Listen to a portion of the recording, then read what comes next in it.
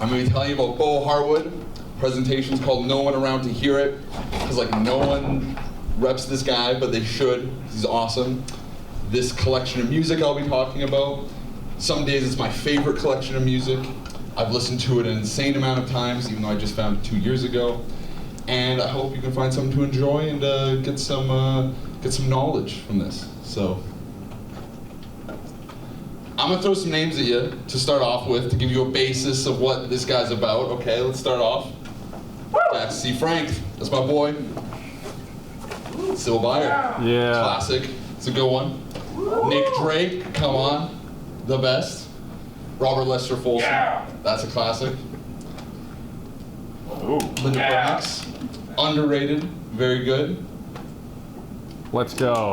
Dave Bixby. Come on. Come on. Dave Bixby. Panchico. Middle left field. Middle left field. Okay. And Drake. So what did these all have in common? Anyone? Gustavo. They released albums the same year.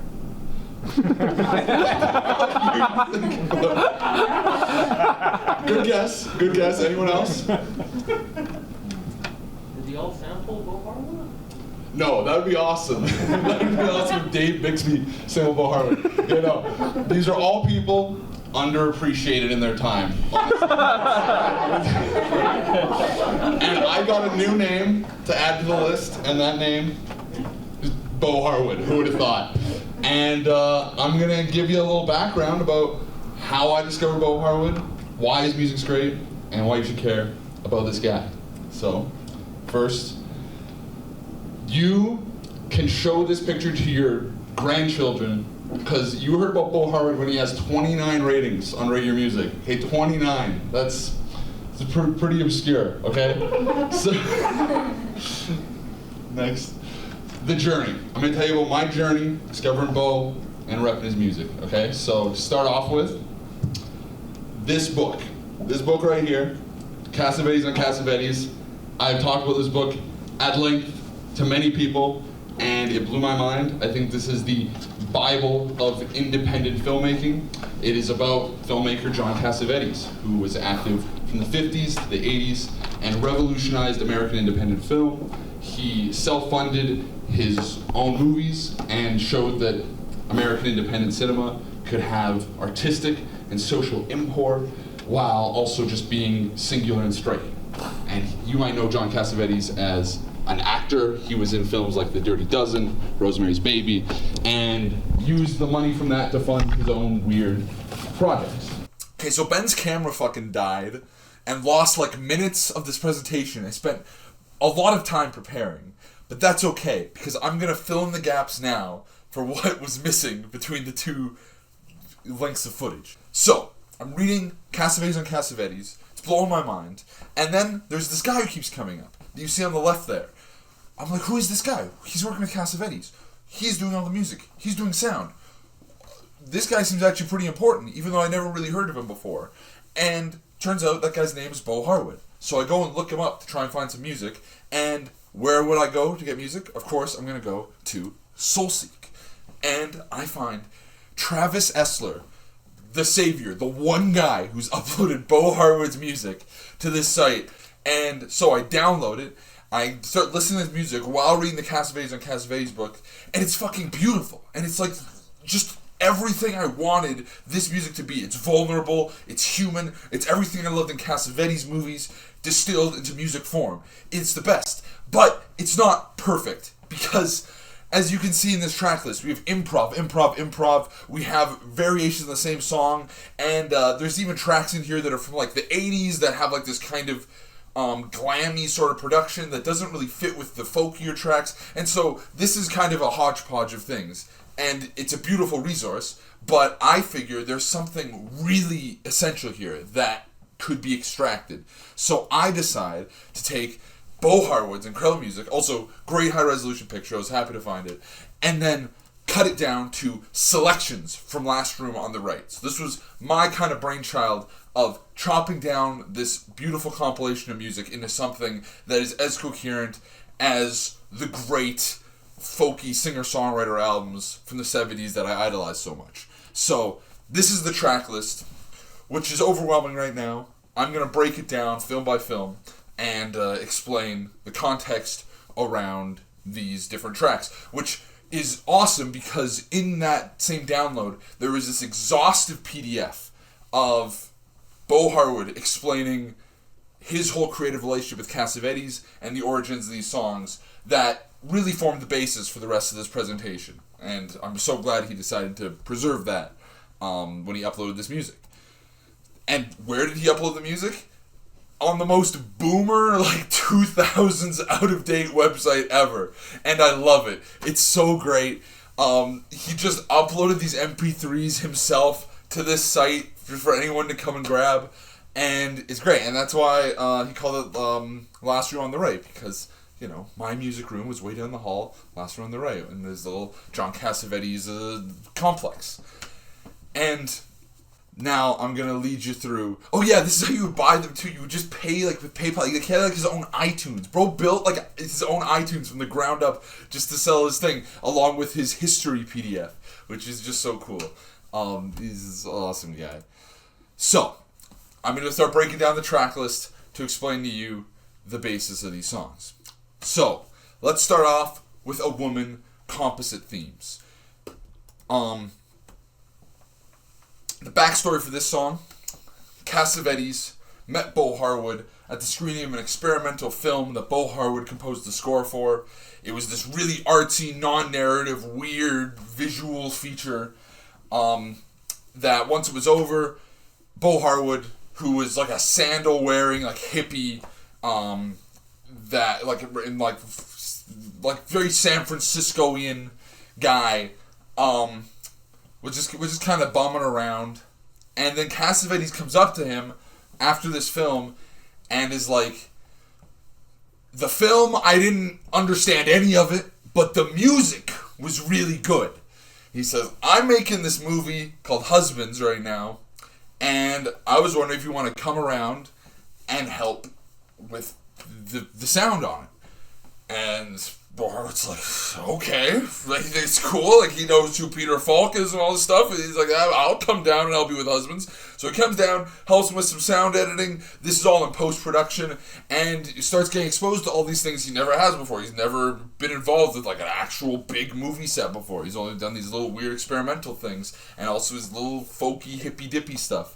And he becomes friends with Cassavetes. They really hit it off. And then what comes next? Cassavetes' next film, Minnie and Moskowitz. This time, Cassavetes wants a little more out of Bo Harwood. He says, I want you to do the ending song to the movie. And Bo Harwood's like, I can do that. I can whip something up. So he does this little folky ballad. It's really good. It's called Play It Again. And sadly, he did not release this song on his website. It's only available in the movie, but it's a beautiful little piece of music. And this is where Cassavetes starts to get an inkling that there's something good in their collaboration. There's something a little magical. This is what kind of plants the seed that maybe he can start to trust this guy a little more, with a little more responsibility. And this is where we get to A Woman Under the Influence. And so with this film, Cassavetes is doing everything from the ground up. Both Husbands and Minnie and Moskowitz were on some level more structured, almost more adjacent to Hollywood shoots, although still very experimental. This film was basically a home movie. This was something totally self-funded, under their own resources, filmed over the course of years at Cassavetes' own house. It's crazy.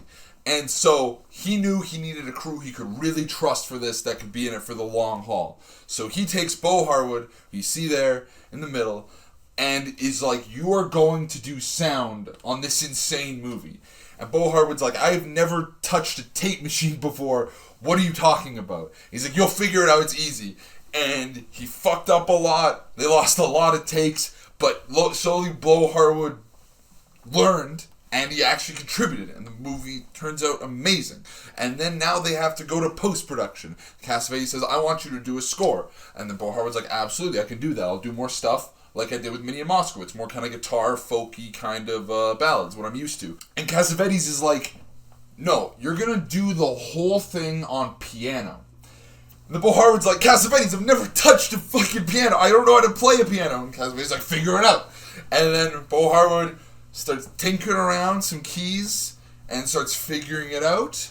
And then just with some time spent with his memories of the film and his own compositional problem solving, starts to come up with this score of demos that he's going to show Cassavetes that kind of spans the gambit of emotions that he thought associated with the movie and things that he thinks would play well with the movie. And so he sends this tape to Cassavetes and is like, this is just my first rough sketches. You can tell me what works, tell me what doesn't, and then I'll clean it up and make something that sounds really nice and presentable so we can really sell this movie. And then Cassavetes comes back and is like, it's great. Don't touch a thing. It's perfect. It's in the movie. And Bo Harwood's like, what the... I'm just... That was my first take on an instrument I've never played before. This was not what was intended for the movie. And yet Cassavetes was so fucking right because the naivety that Bo Harwood captures, this purity of like just really exploring and listening to this instrument for the first time without these preconceptions is beautiful, and it matches the film so perfectly. You are literally hearing someone learn an instrument for the first time, and it's just, oh my god, it's the best thing ever. So I'm gonna play a little segment of it here, and then it's gonna go back to me in the present tense.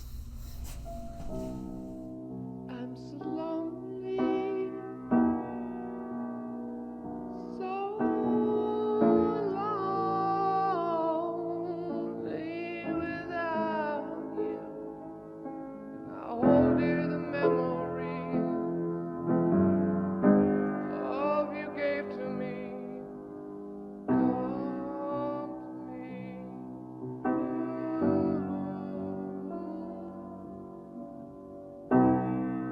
At so many faces, Lord, can't you help me? How can anyone love me when I don't know who I am? Love I have inside's too great for me to hide.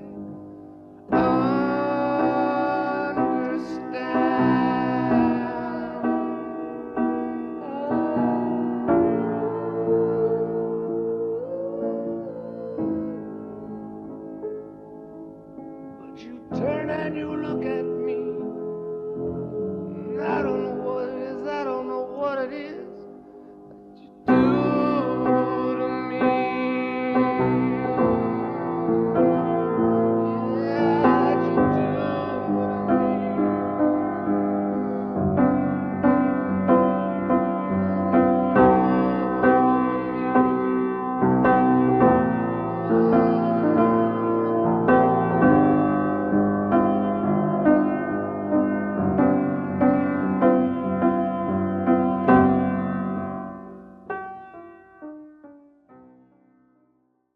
So, this movie, out of nowhere, being self-funded and literally self-distributed by Cassavetes, who would mail out film reels to different theaters and stuff, somehow through word of mouth and stuff becomes a bit of a hit, and it gets nominated for 2 Academy Awards, which is wild for a totally self-funded independent film.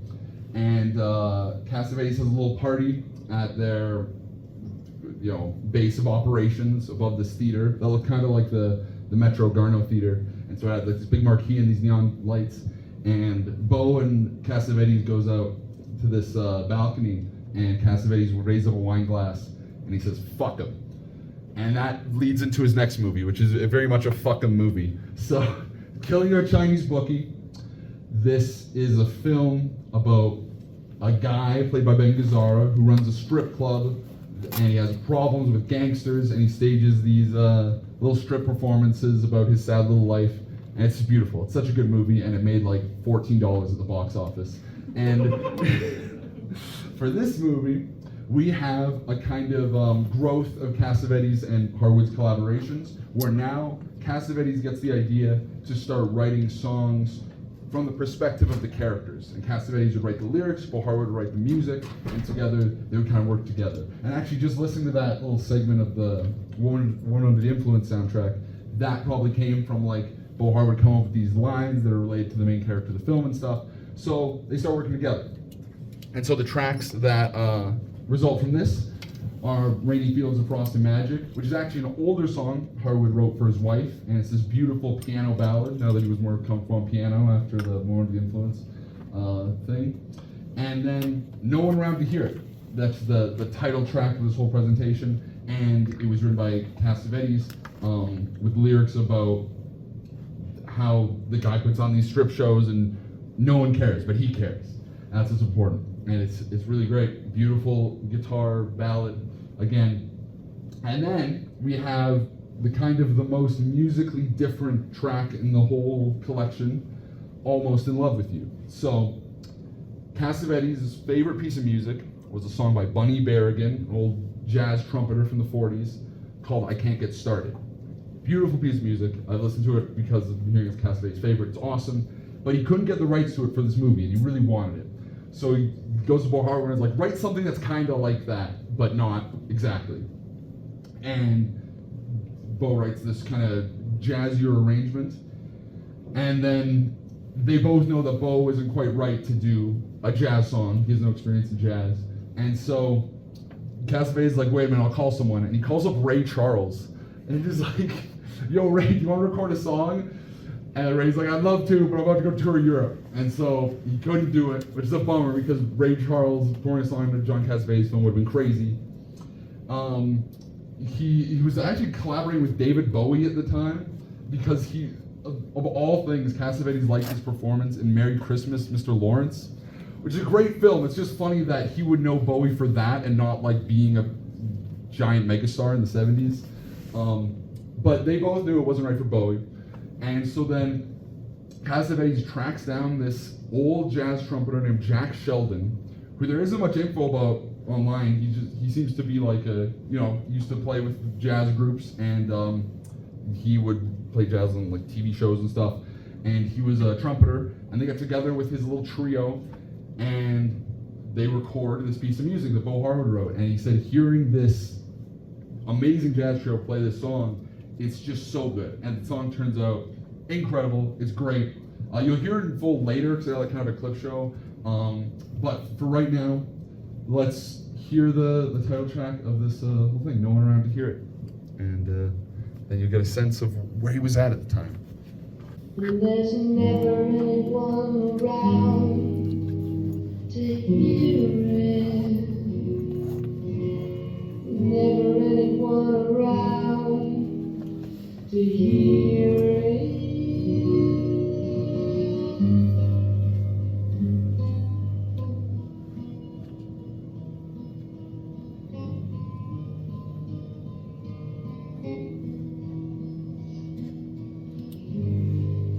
The first star out tonight, it's time to say goodnight. I'll warm your hands and make you smile.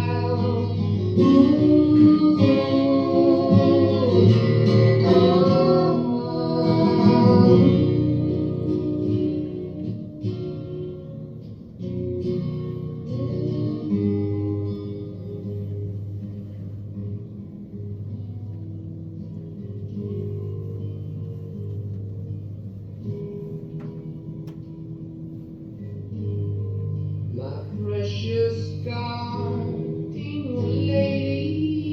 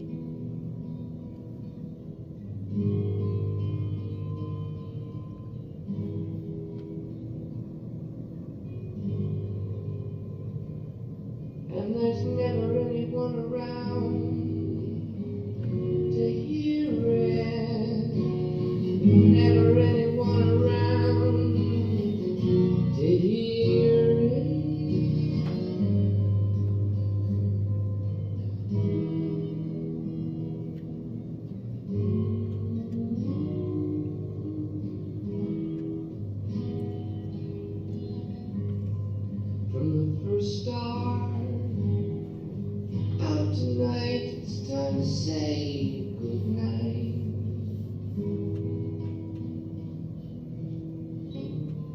I'll warm your hands and make you smile. Ooh,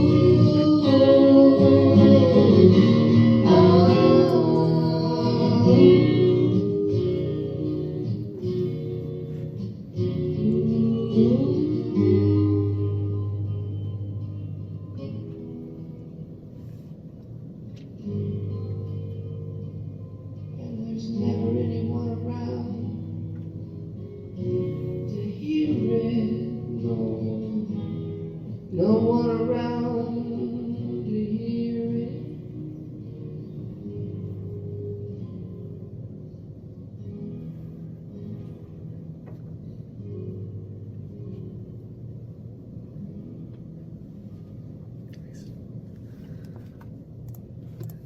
Hell yeah.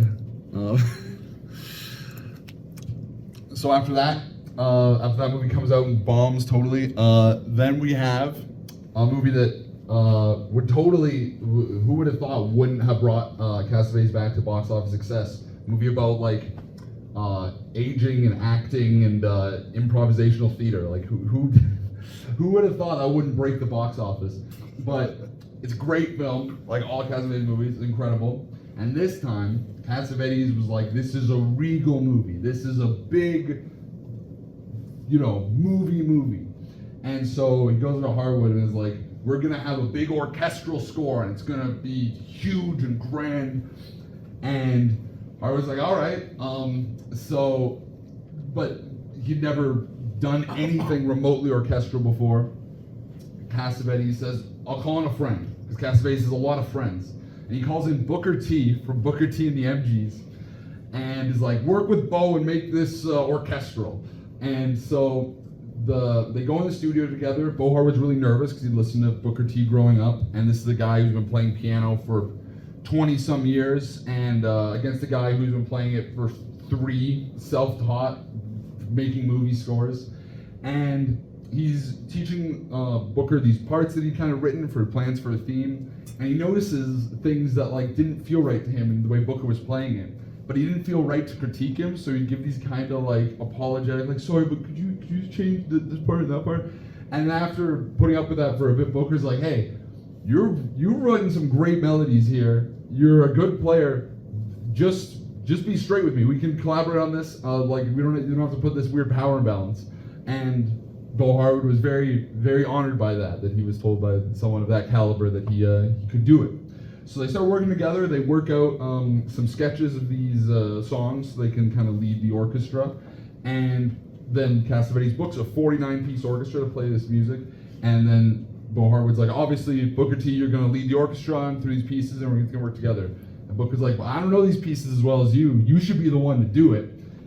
And so Bo Harwood's the guy on a piano leading this orchestra through these pieces. And this is a guy who, again, picked up piano like 3 years ago. And now he's leading a whole orchestra to this really great score. And so it's just a beautiful thing to see how things can develop like that.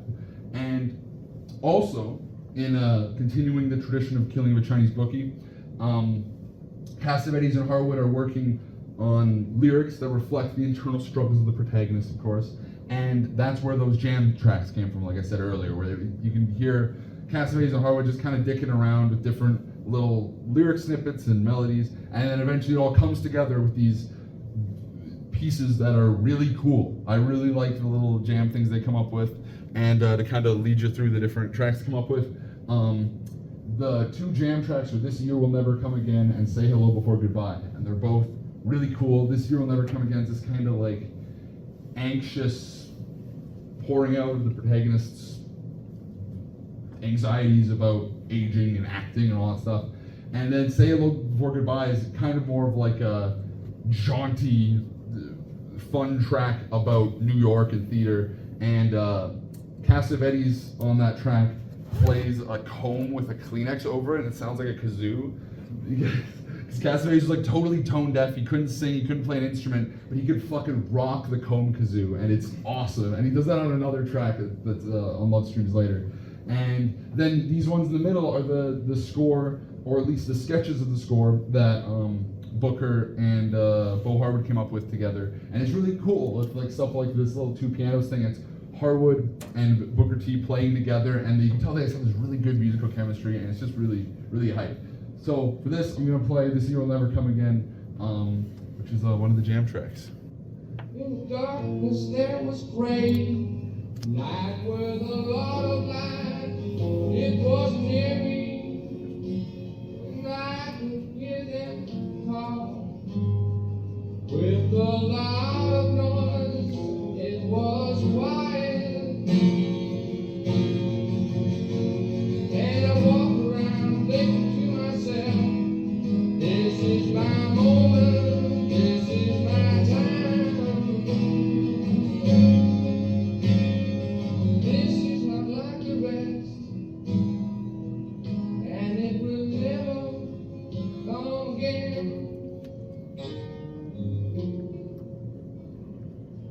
I see babies in a stream. It's not a dream.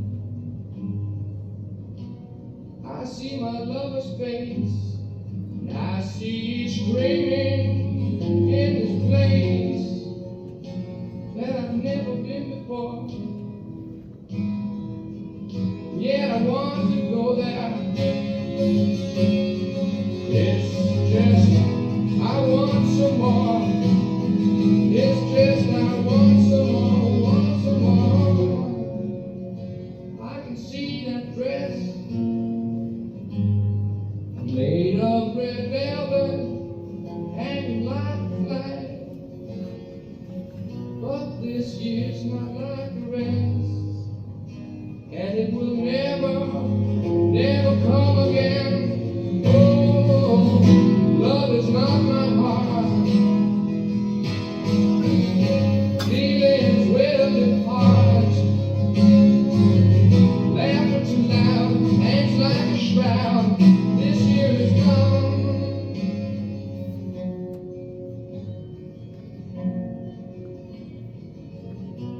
It will never come again.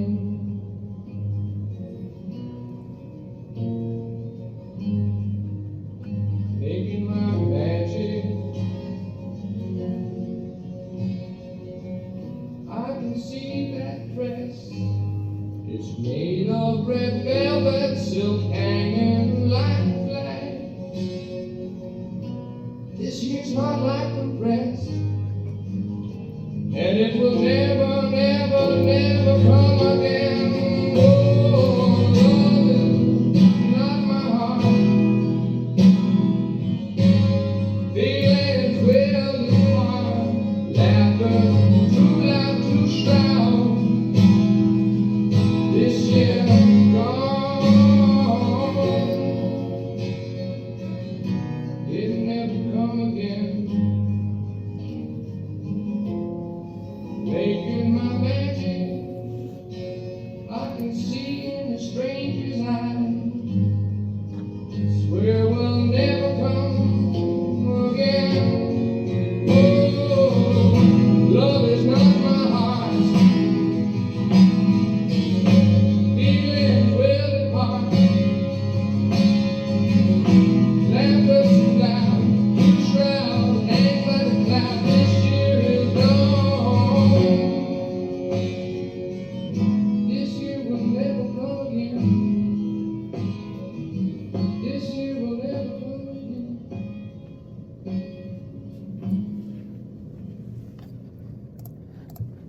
And there it is.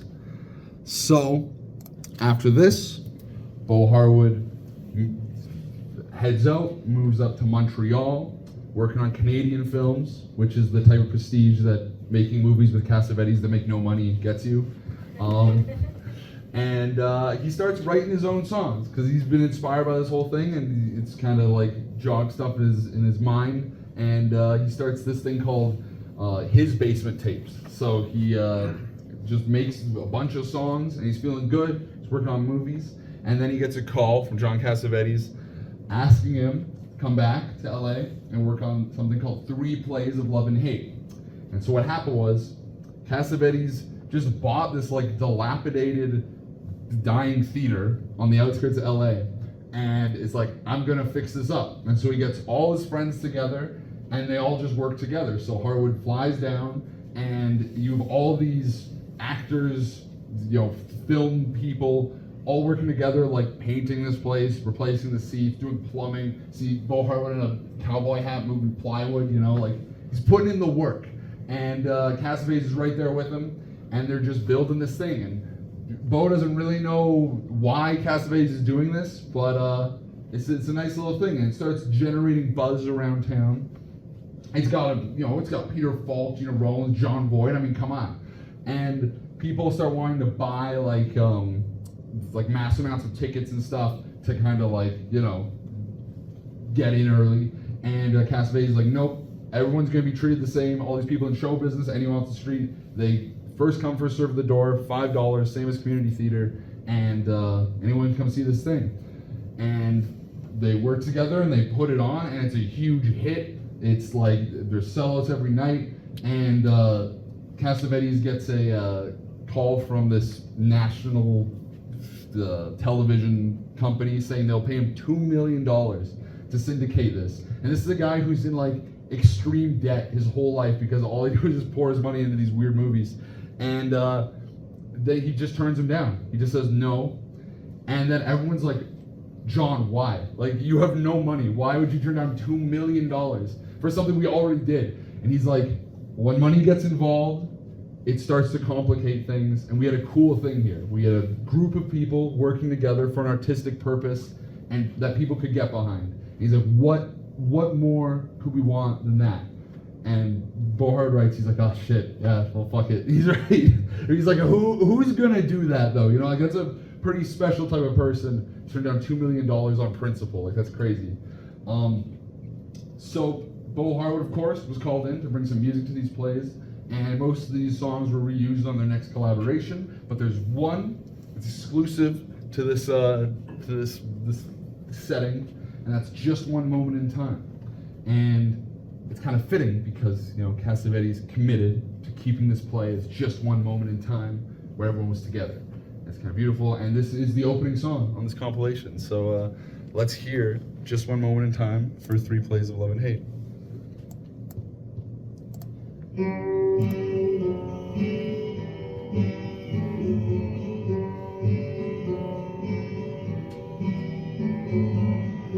Just one moment in time, it passes. Just one moment in time, rose glasses, just the way things happen to go. Imagine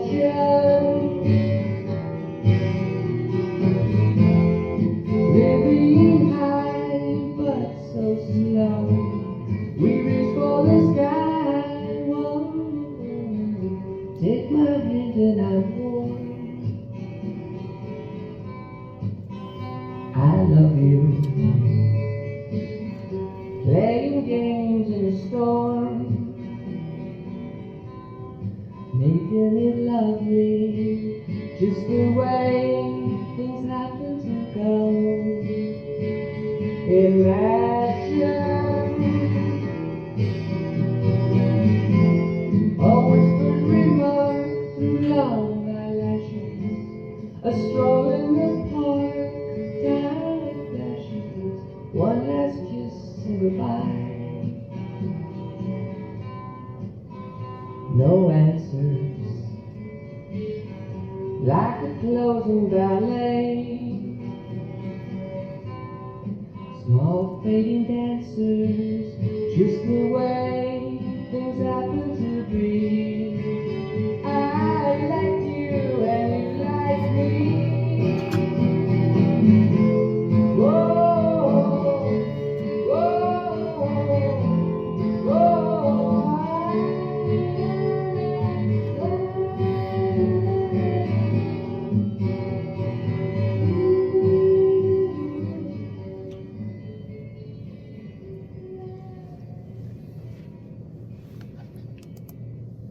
And that was Just One Moment in Time. And so after this, the gang all leaves.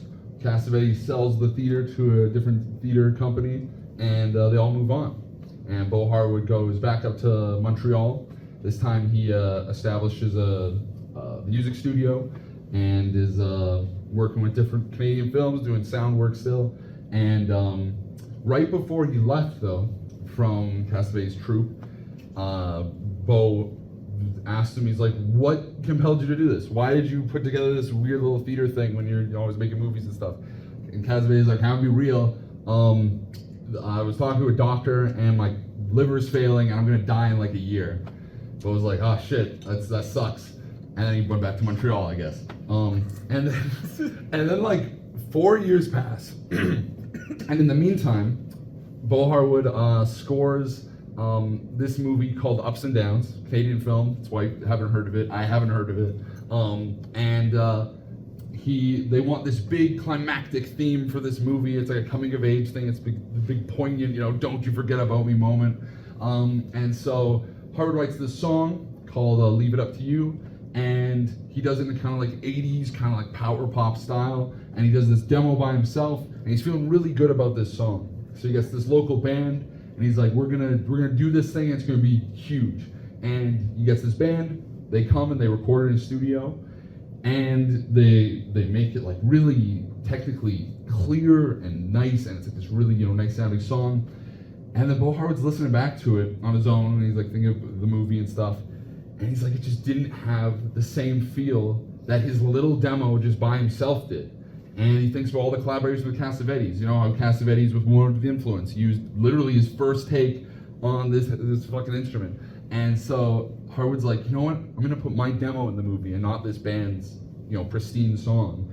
And the band was pissed at him, but apparently it worked, because then come the Genie Awards, which is the Canadian Academy Awards. This is like big leagues we're talking. He wins an award for Best Original Song, and he, in that moment he felt really proud that he had, went with his gut, went with the thing that felt better than the thing that sounded better, and he was thinking about Cassavetes and how that he inspired him. Then he gets a call from Cassavetes. This was like 4 years after their last collaboration. But was like, aren't you supposed to be fucking dead? And Cassavetes like, no, I'm still around, I'm gonna make another movie. And Harwood's like, oh, okay. And at this point, he'd been through it. He is established now with his wife, doing this studio thing. And the Cassavetes is like, I want you to come down, do all the music, all the sounds, it'll be just like old times. And Bo's like, I just can't do it. I can't spare that time. I've got my own shit going on. And Cassavetes is like, fine, fuck you. And he hangs up. Then a week later, Cassavetes gets a call Bo Harwood gets a call from Cassavetes' producer, who's like, please come down. We will pay you $1,000 a week, and you just have to be the music consultant. You just sit there and respond to whatever we're doing. We have a sound guy, we got music, it's fine. And so Bo was like, fine, for $1,000 a week, I'll come down and do this little thing. He flies down, and literally the first thing he sees as he's walking up to the studio is the other sound guy leaving, saying, yeah, you can have this fucking job. And Bo's like, I don't want it. I came down here to avoid that. But whatever. They suckered him in. He ended up doing sound and the music for Love Streams, which is Cassavetes' final film.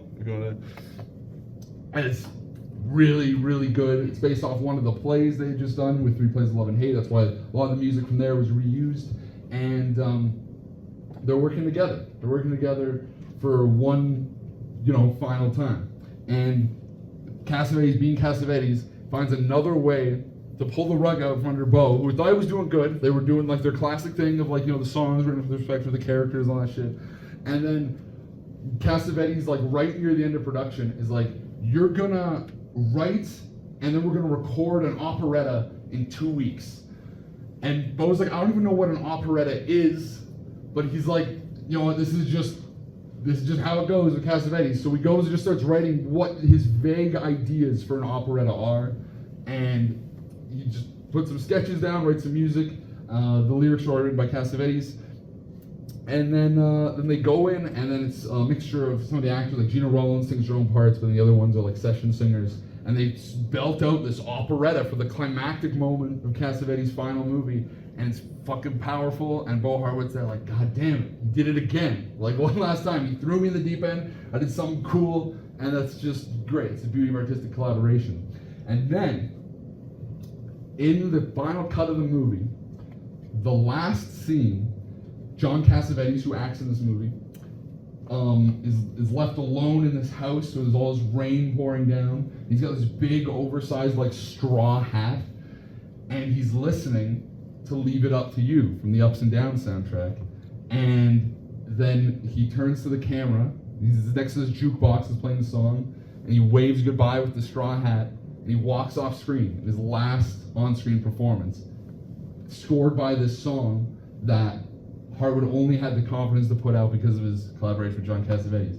And that's fucking poetry and beauty, and that's the greatness of creative collaboration.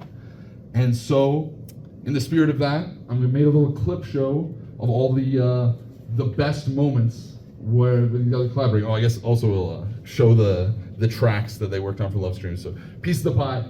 Another one with the comb Kleenex harmonica thing. It's fucking awesome. Love Cannot Stay from the perspective of Gina Rollins' character. And You Say You're Only a Little Lonely. Beautiful, beautiful song. One of my favorites is. But yeah, let's get into the clip show. And customs over here. Dispatch. Try it. Okay, now thanks. Do you have any music? Yeah, we got music.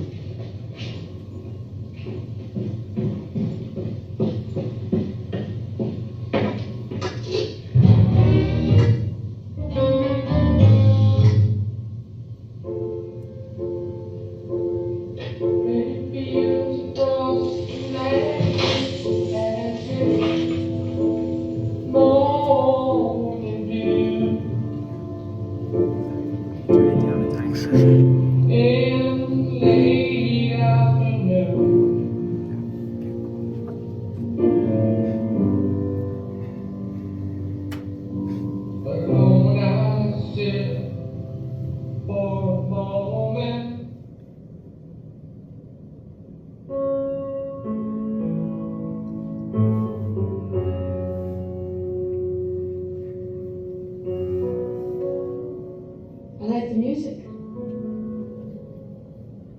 It's nice, soothing sound. I used to play it on my stereo. I was always alone, waiting for time to pass, waiting for night to come. The movies don't start till 6. I dreamed of music. Till dinner.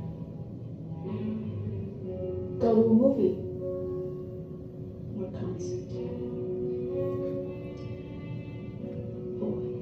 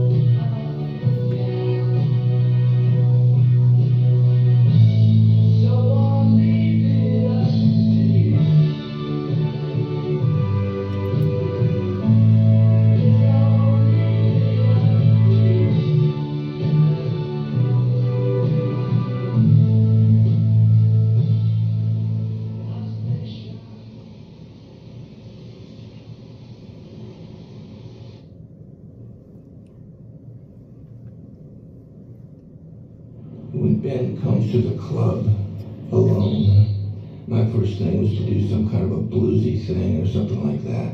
And John said, I wanted just the opposite. He didn't say melancholy, but this is what Ben plays when there's nobody around.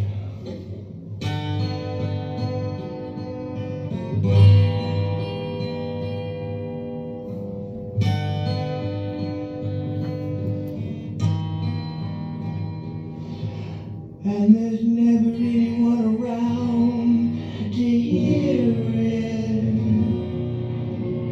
Never anyone around to hear it.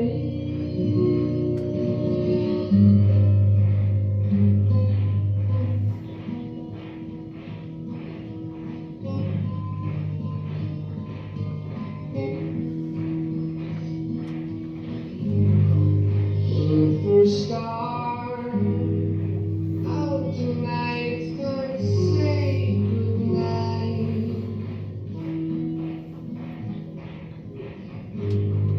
I'll warm your hands and make you smile. Better. Okay. I was gonna suggest don't rehearse too much. No, no, I won't have any fingers left. That's what that 12 string takes a toll. Yeah. That's a bitch. Right. That's my goal right there. So, great. And you know what?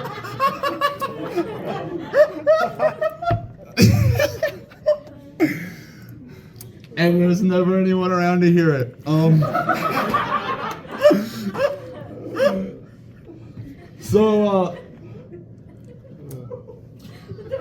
Bro did Entourage after that. And Let's go. Thank God. This is the shit Bo Harwood worked on afterwards. And, I mean, fucking shout out Malcolm in the Middle. He won an Emmy for Pee-wee's Playhouse, so shout out that. And also, Terror Train having, like, the most legendary tagline of the boys and girls of Sigma Phi, some will live, some will die. Straight up. Like, that's so real for that. And My Bloody Valentine, which the band was named after later on, so hell yeah. And I think that's all I got. Oh yeah, and if you want to see Bo Harwood's little compilation I put together, there's a QR code for YouTube and QR code for Drive. And thank you guys all for coming out.